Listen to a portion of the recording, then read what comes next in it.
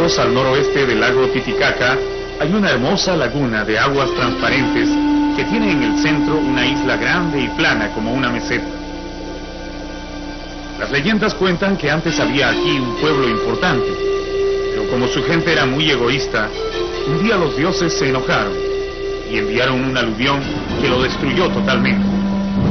Dicen también que en determinadas épocas del año es posible escuchar el lejano sonido de la campana del pueblo, llamando a misa desde el fondo de las aguas. Probablemente los indígenas que en la época colonial escucharon de los sacerdotes católicos la historia bíblica del diluvio, la adaptaron a este lugar, que ya de por sí tenía un especial misterio para ellos. Y es que aquí, en las orillas de la laguna Humayo, está el cementerio más grande de todo el altiplano, Sillustani.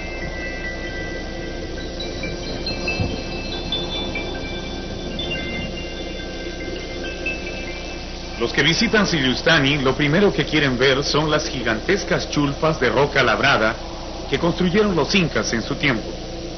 Y no les falta razón, porque esas antiguas torres funerarias son verdaderamente impresionantes.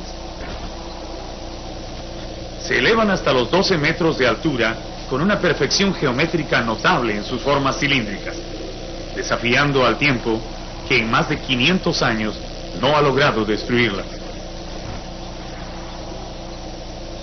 La creencia de que existía una vida más allá de la muerte llevó a los hombres andinos desde los primeros tiempos a rendir culto a los muertos y venerar el recuerdo de los antepasados.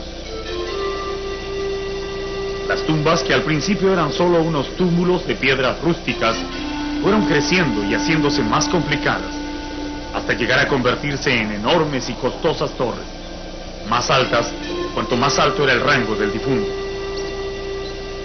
En las planicies que rodean al lago Titicaca, tanto en el lado peruano como en el boliviano, es posible encontrar todos los modelos que se fueron construyendo a lo largo de la historia, hasta llegar a las suntuosas chulpas que hicieron los incas.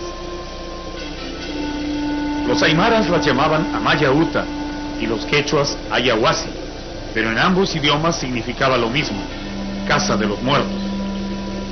Parece que el nombre de chulpa se originó en el tiempo de la conquista y hacía referencia a la chulpa o canasta de paja donde se colocaba a los muertos antes de introducirlos en la cámara funeraria. Las más antiguas están hechas de rocas sencillas superpuestas sin argamasa alguna. No miden más de 2 metros de altura y en su interior se colocaban los fardos funerarios de 2 o 3 personas con las ofrendas respectivas para la otra vida. Tiempo después, algunos pueblos comenzaron a recubrir las rocas con arcilla y cal mezclada con barro, lo que les daba una apariencia muy bonita, destacándolas en el paisaje. A este modelo las llamaban Yura Hayahuasi, que significa Casa Blanca de los Muertos. Eran un poco más grandes y podían albergar un mayor número de momias. Esos huecos que se ven en toda la estructura no son parte del diseño, ni obra del tiempo. Son todos hechos por las aves pito o acápios, que siempre están buscando muros suaves donde hacer sus nidos. Desde el comienzo, no importa el estilo que fueran a desarrollar, las chulpas tuvieron todas algo en común. La entrada estaba orientada directamente hacia el este, a la salida del sol, para que el cuerpo del difunto pudiera saludar la salida del astro rey todos los días de su muerte. En la parte boliviana del lago se encuentran chulpas aún más evolucionadas, que pertenecen a la época de la cultura colla.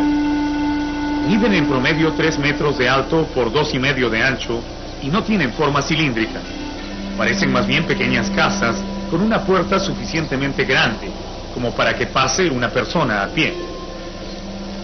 A diferencia de las chulpas del lado peruano, que están casi siempre ubicadas en lugares altos, estas se levantan solitarias en medio de la pampa, pero siempre orientadas hacia el este.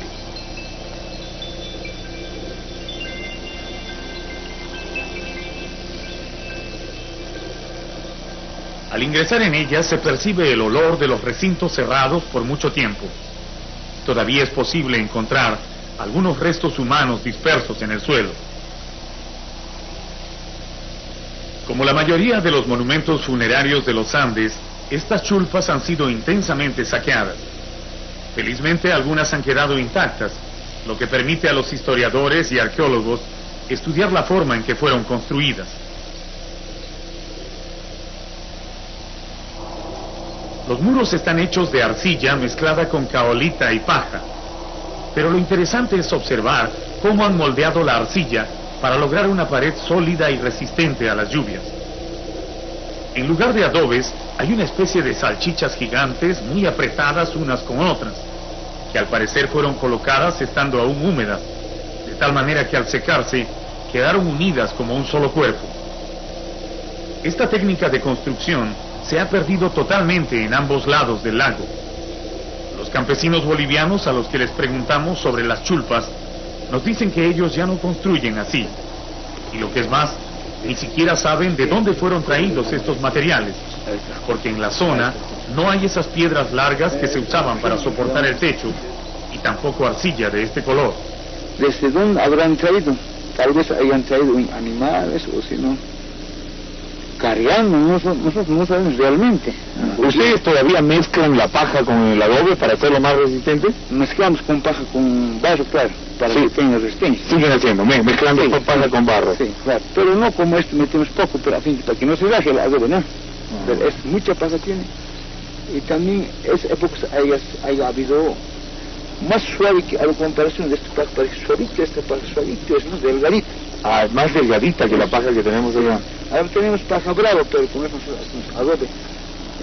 Pienso de dónde hayan traído lejos, hay todo de pensar, pero... esta paja, a ver. Rendir culto a los muertos era una forma de seguir viviendo. Por eso, prepararse para la muerte fue una de las preocupaciones más serias de los hombres andinos en todos los tiempos.